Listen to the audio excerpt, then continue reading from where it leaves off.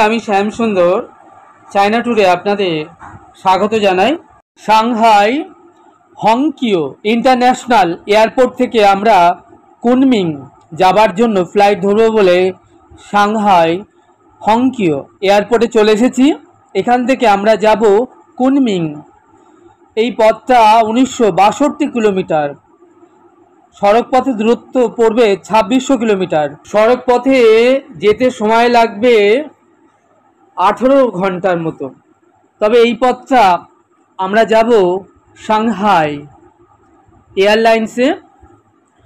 সময় লাগবে 3 ঘন্টা 20 মিনিটের মতো। ইন্ডিয়ান কারেন্সিতে পার হেড ফ্লাইট ভাড়া পড়বে 34,000 টাকা। চীনের বৃহত্তম শহর সাংহাই ভ্রমণ শেষে আমাদের ফ্লাইট রওনা দিয়ে দিয়েছে কুনমিং শহরের উদ্দেশ্যে।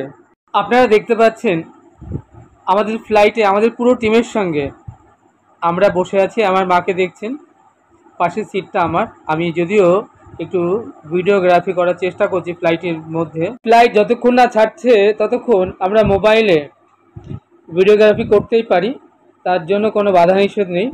চায়না ট্যুরে এসে প্রত্যেকে ভীষণ হ্যাপি, কারণ আমরা এত সুন্দরভাবে ঘুরেছি, এত সুন্দর সুন্দর হোটেলে থেকেছি, এত ভালো ভালো ইন্ডিয়ান সাউথ ইন্ডিয়ান রেস্টুরেন্টে খেয়েছি, চাইনিজ হোটেলেও খাবার খেয়েছি, মানে ভেরি নাইস।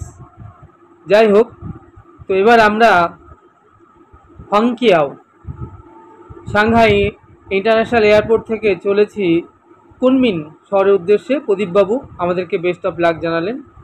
ভীষণ ভালো মানুষ আর ভীষণ ভালো উনি ঘোরান। পয়সা যদি একটু বেশি নেন, কিন্তু তবু আপনাকে যা ঘোরাবে আপনার মন ভরে যাবে, দিল খুশ হয়ে যাবে।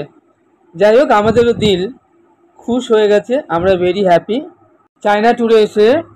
এবার আমাদের ফ্লাইট ছাড়তে আর বেশি বাকি নেই, এখনই আমরা রওনা হয়ে যাব কুনমিং শহরের উদ্দেশ্যে। আমরা চলে এসেছি কুনমিং এয়ারপোর্টে।